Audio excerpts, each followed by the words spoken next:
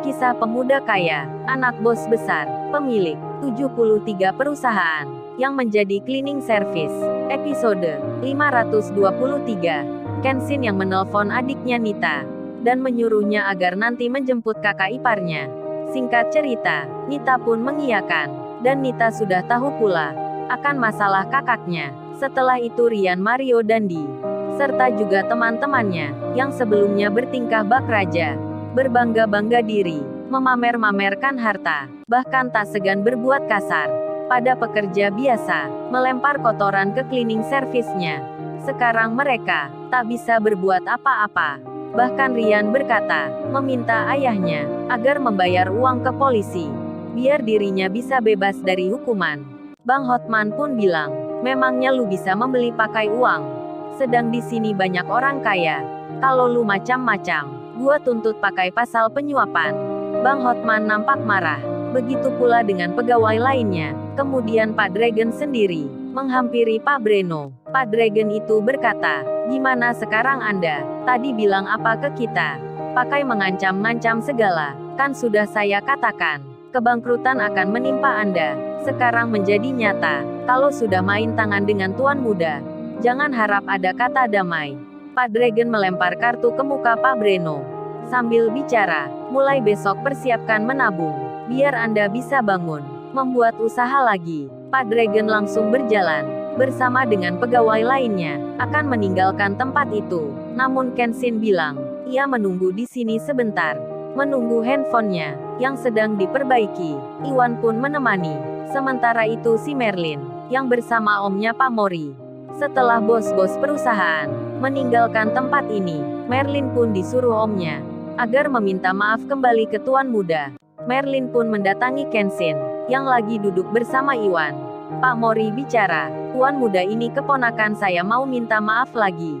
Tadi belum sempat bicara, Merlin berkata, wajahnya merunduk ke bawah, seakan tak berani melihat Kenshin. Kesombongannya yang tadi telah hilang. Dan Merlin pun bilang, oh ya, saya minta maaf ya, tadi saya berbuat tidak sopan ke masnya. Saya sekarang menyesal sekali. Merlin langsung melihat Kenshin. Kenshin menjawabnya, iya bangga mengapa, saya memaafkan. Sambil bicara itu, Kenshin wajahnya ke arah lain, tak melihat ke Merlin. Merlin pun merasa tak enak sekali. Cowok ini masih marah ke dirinya, sebab tadi tutup handphonenya diinjaknya. Kemudian Kenshin bicara, apa nggak lebih baik mbaknya ke kantor polisi?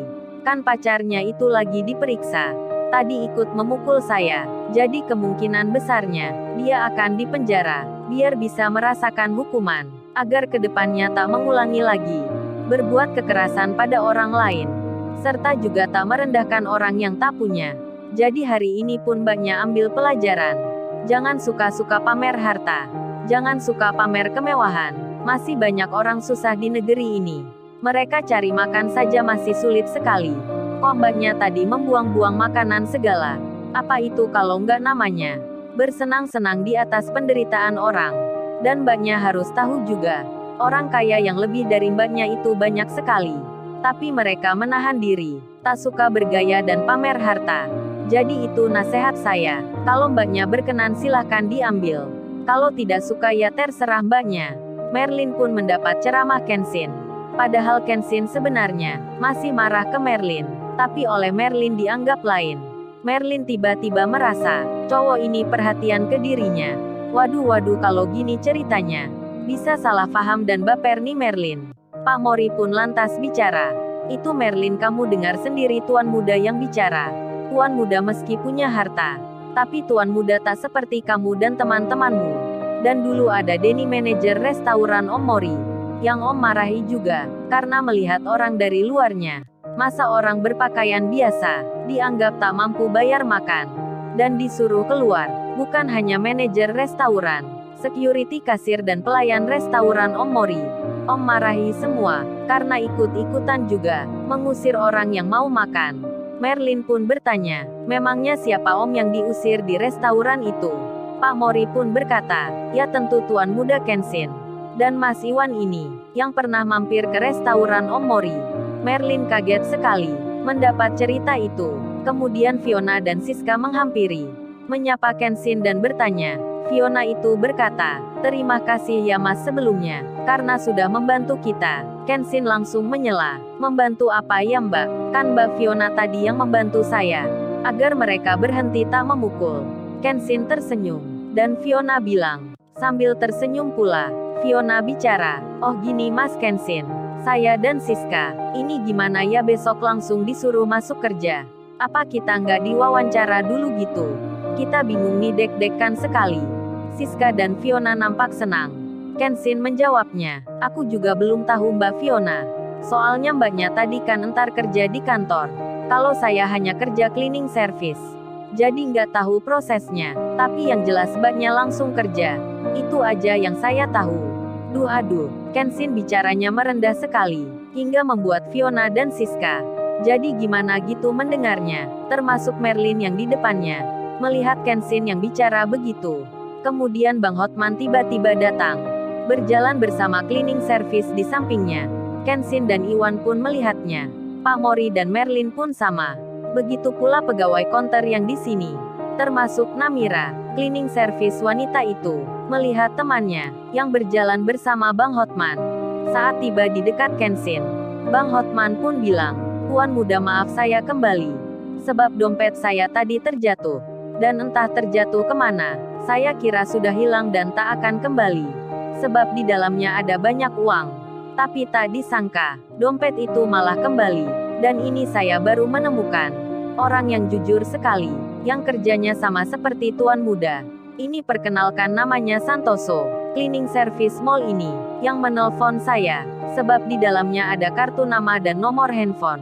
Mas Santoso ini mengembalikan dompet saya, dan tak mau diberi imbalan.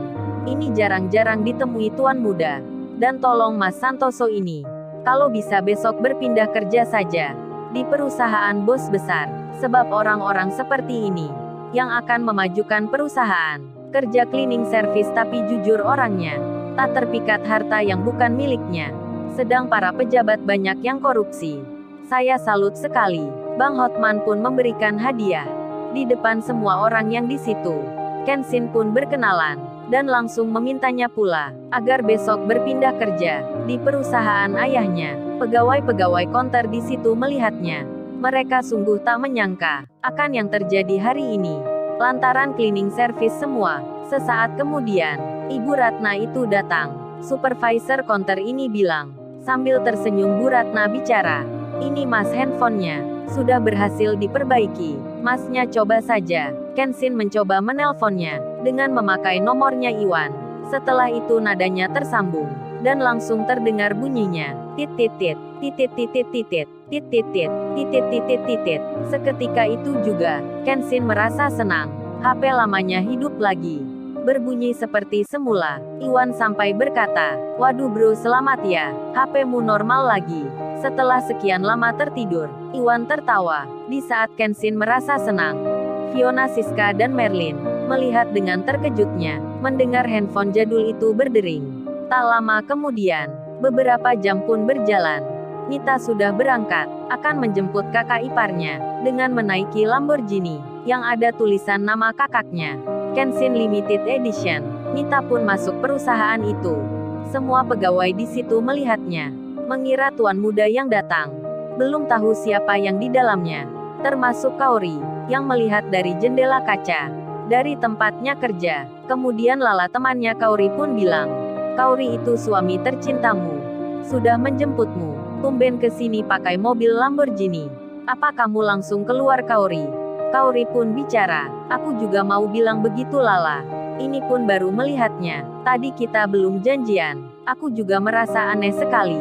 Kalau gitu aku tak ke sana." Kaori pun berjalan, menghampiri mobil di luar. Kaori membuka pintunya. Sedang di kantor polisi sendiri. Rian, Mario dan Di merengek-rengek minta dibebaskan. Marah-marah dan emosi. Begitu pula Dani dan Once temannya, yang terlibat dalam pemukulan. Semua langsung ditahan, dimasukkan penjara, karena bukti-bukti dan saksinya dirasa sangat kuat sekali. Mereka tak bisa berkilah ketika ditunjukkan rekamannya. Sementara itu, Kaori yang membuka pintu mobilnya Kenshin jadi terkejut dirinya saat melihat Nita yang datang menjemputnya. Lalu, bagaimana? kisah selanjutnya. Subscribe channel ini untuk episode berikutnya. Terima kasih. Jangan lupa ya guys, untuk kelanjutan ceritanya ada di YouTube. Jangan lupa subscribe ya guys, dan tekan notifikasinya